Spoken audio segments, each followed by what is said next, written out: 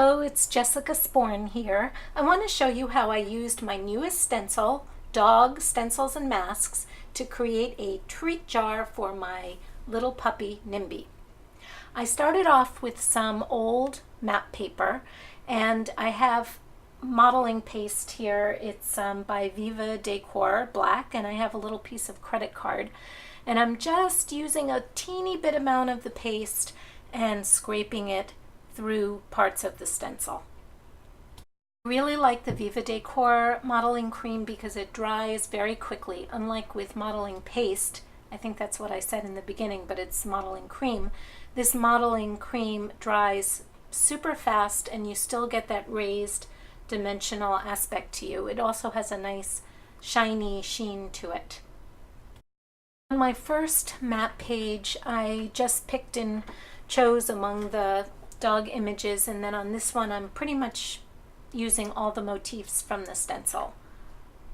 And then I set it aside to dry, and while it's drying I'm stenciling onto white tissue paper using a yellow paint that's very close in color to the yellow of the Atlas paper that I was using.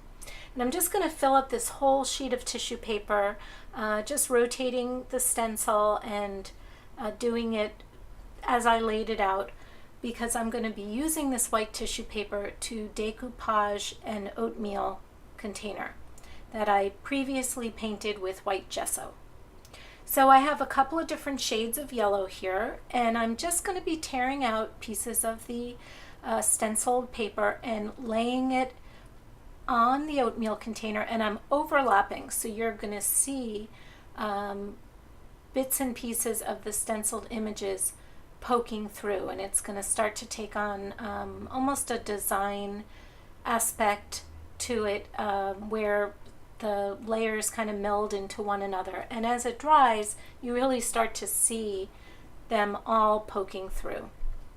Maybe this was actually a coffee container. I see some coffee grinds in there. I think that's what it was. So now I'm just going to gently tear the matte paper, and I'm going to put it right on top, always using matte medium underneath and over to adhere. This matte paper is pretty old. It tears very easily. Otherwise I could have used a brush with some water to break down the fibers in the paper. And I just want to make sure that in addition to my background of all these different dog images, I'm having a sort of even representation of all the different motifs that were on the stencil.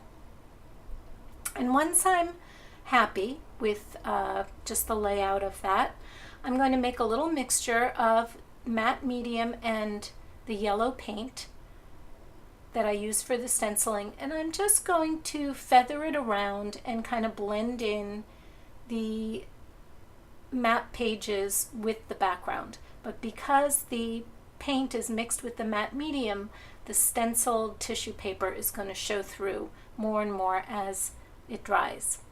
And once it dries, I give it a coat of glazing medium to seal it all in and fill it with dog treats. My dog is very admiring of her new container. I hope this video gave you some ideas of how you can use the dog stencil. I'd love to see anything you create, and thanks for watching.